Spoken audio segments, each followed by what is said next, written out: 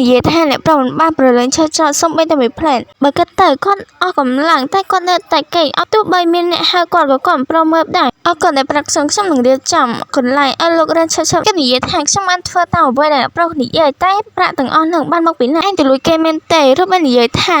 អត់បានលួចទេលោកជំទាវឲ្យមករង្វាន់សម្រាប់ការមើលថែអ្នកប្រុសបានល្អមិនអីទេឯងមានបានលើកទុកខ្លះអត់ប្រុសបាននិយាយថាប្រហែលអត់ទេដឹងអេឯងដឹងអត់តែប្រាក់នឹងវាច្រើនប៉ុណ្ណាឯងឈួតទេប្រុសបាននិយាយថាបងអាចត្រជាក់ចិត្តសិនមើលពេលបងជួបជីវិតដ៏លំបាកបងនឹងដឹងថាមានរបស់ច្រើនណាស់ដែលសំខាន់ជាងប្រាក់អញ្ចឹងឯងគិតយ៉ាងម៉េចរកបិទគេក្នុងចិត្តថាអីដែលសំខាន់ជាងលុយគឺសុខភាពតែគ្មានសុខភាពហើយទោះមានទេវសោរាប់រយក៏ធ្វើឲ្យមិនបានដែរកាត់ទៅប្រាក់នឹងវាច្រើនពេលសម្រាប់ខ្ញុំឥឡូវនេះក្នុងគំនិតរបស់គេគឺស្នេហាសំខាន់ជាងលុយវាមកខាងនេះវិញអញ្ចឹងក្រោយខ្ញុំនៅតែមិនទាន់បានសួរគេទេថាលុយនោះគេបានមកពីណាវាអាចជាកម្រងរបស់ស្រីម្នាក់នោះទេវាមិនសមទេអាចទេប្រាក់នោះជារបស់រ៉ូបែតបើអញ្ចឹងជារបស់គេពេលកណ្ដាលអាចអញ្ចឹងក៏មិនត្រូវដែរបើគេមានលុយច្រើនអញ្ចឹងមិនក៏គេមកធ្វើជាអ្នកបម្រើធ្វើអីតែគេបានលុយមកពីណាគេប្រហែលជាចំណាយច្រើនហើយមកលើខ្ញុំហើយមិនក៏រ៉ូបែតមិនមកពេលនេះអញ្ចឹងរ៉ូបែតបាននិយាយថាអ្នកប្រុសថ្ងៃចាំងគូនហើយតែនៅគេងទៀតអេឌ្រីតគិតថាបើគេហ៊ានតែធ្វើអីខ្ញុំនឹងស្រែកអ្នកប្រុសត្រូវតែញ៉ាំអីបន្តិចតួចសិនខ្ញុំក៏គួរតែ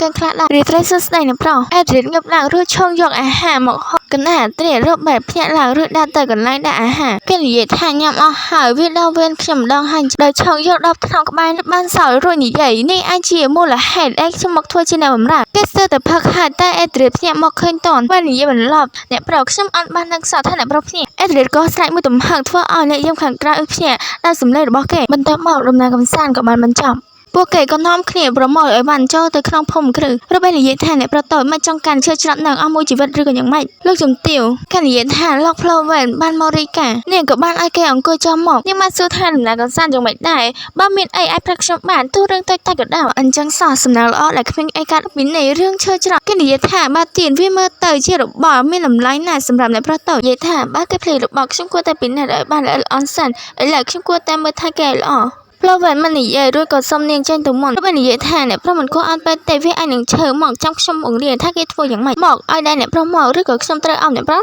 រៀបបានបដិសេធមិនឲ្យជួយគេនឹងធ្វើវាលើខ្លួនឯងផ្លូវវ៉ែនគិតថាបើគេស្រឡាញ់ឈើច្រត់នេះមិនក៏មិនឲ្យមនុស្សទៅរកវាពីមុនច្បាស់ជាមានអ្វីមិនត្រូវហើយបើគេមិនបានបញ្ជូនមនុស្សទៅរកអញ្ចឹងមានតែគេមិនអាចបញ្ជាមនុស្សបានអ្នកប្រុសតទៅខាងក្រៅដើរលេងឬអត់អ្នកប្រុសពេលនេះមិនអាចចេះតែចេះគេតាមអំពើចិត្តបានតែព្រោះគេជាអ្នកមានគុណជួយយកឈើច្រត់មកឲ្យវិញនិយាយតែអាប៉ែនេះប៉ះសង្កេតណាឆ្លៀតឱកាសភ្លាមហ្មងតែគិតមើលអ្នកប្រុសចង់ដើរលេងណាមួយខ្លះអត់អេឌ្រីតនិយាយថាគេមិនចង់ទៅណាទាំងអស់ខ្ញុំនៅតែឆ្ងល់រឿងលុយថាគេបានមកពីណាតែមានអារម្មណ៍ថាផ្ទុះអាវុធលើហើយបើសួរគេត្រង់អញ្ចឹងរ៉ូបែតនិយាយថាប្រាក់ទាំងអស់ហ្នឹងបានមកពីការសុំបានរបស់លោកជំទាវអេឌ្រីតភ្ញាក់ផ្អើលរ៉ូបែតក៏និយាយទៀតថាថ្ងៃហ្នឹងជួបពីណាក៏គេសួរខ្ញុំពីរឿងហ្នឹងដែរអ្នកប្រុសប្រហែលជាចង់ដឹងដែរហើយមើលទៅអេឌ្រីតគិតថាមិនក៏គេយកលុយហ្នឹងមកប្រើអញ្ចឹងសំខាន់គេនិយាយឡើងធម្មតាដោយអត់មានរឿងអីកើតឡើងអញ្ចឹងរ៉ូបែតនិយាយថាលោកជំទាវអស់មកហើយមិនយកមិនកើតអញ្ចឹងតែខ្ញុំយកទៅធ្វើរឿងមានប្រយោជន៍ទៅលទ្ធផលទៅក៏ដឹងថាខ្ញុំបែរដែរមានចិត្តដូចគ្នាអញ្ចឹងហើយពួកយើងសុទ្ធតែចង់បានឈើច្រត់ពីមនុស្សអាក្រក់មកវិញ